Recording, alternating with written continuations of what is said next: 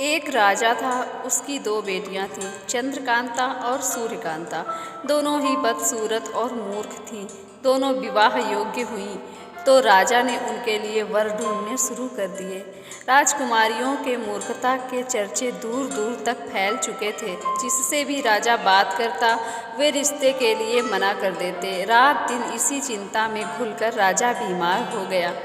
एक रात राजा अपने बिस्तर पर लेटा हुआ इसी विषय में सोच रहा था कि उसके पास एक बूढ़ा व्यक्ति आया। बोला, राजन, किस सोच में डूबे हो? राजा उठकर बैठ गया। बोला, मेरी दो बेटियां विवाह योग्य हो गई हैं, पर वे बड़ी ही मूर्ख और बदसूरत हैं। उनसे कोई विवाह करना ही नहीं चाहता। मुझे उन्हीं की चिंता है। बूढ़ा बोला, उनको मैं पलक झपकते ही बुद्धिमती और सुंदर बना सकता हूँ, पर इसके बदले में तुम्हें एक वायदा करना होगा।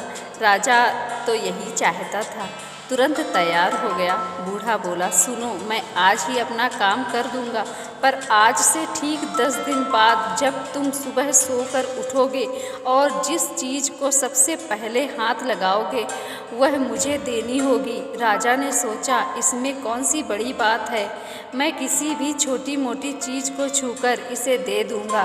बोला, ठीक है, तुम अपना काम करो। राजा के हाँ कहते ही बूढ़ा वहाँ से गायब हो गया। कुछ देर बाद राजा को नींद आ गई। सुबह राजा सोकर उठा तो उसने देखा दोनों राजकुमारियों का तो मानो रूप ही बदल गया था। वे दोनों ही अति सुंदर दिखाई दे रही थी। जिस ढंग से वे आपस में बातचीत कर रही थी उससे लगता था कि दोनों बुद्धिमती और सभ्य हो गई हैं। राजा खुशी से झूम उठा। बातों ही बातों में दिन बीतते गए। 10वां दिन आ गया। राजा को अपना वायदा याद था। अगले दिन राजा सोकर उठा। अभी उसने अपनी आंखें मली ही थी कि वहाँ बूढ़ा आ टपका। उसने राजा से कहा, राजन, मैंने अपना वायदा पूरा कर दिया था, आज तुम अपना वायदा पूरा करो, अपनी आंखें मुझे दे दो। तुमने सबसे पहले इन्हीं को छुआ है। सुनकर राजा भौचक्का रह गया। नहीं नहीं, मैं ऐसा नहीं कर सकता। हे भगवान, ये मैंने क्या किया? फिर उसने बूढ़े से गिड़गिड़ा कर कहा, तुम मुझसे और कुछ भी मांग लो, मैं आंखें नहीं दे सकता। आँखों के बिना तो दुनिया में कुछ भी नहीं है।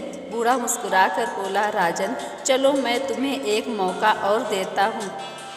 मैं इस कमरे में चारों ओर चक्कर लगाऊंगा। यदि तुम किसी तरह भी मुझे छू लोगे तो मैं यहाँ से चुपचाप चला जाऊंगा। यह कहकर वह बूढ़ा उड़न तस्तरी की भांति कमरे में घूमने लगा।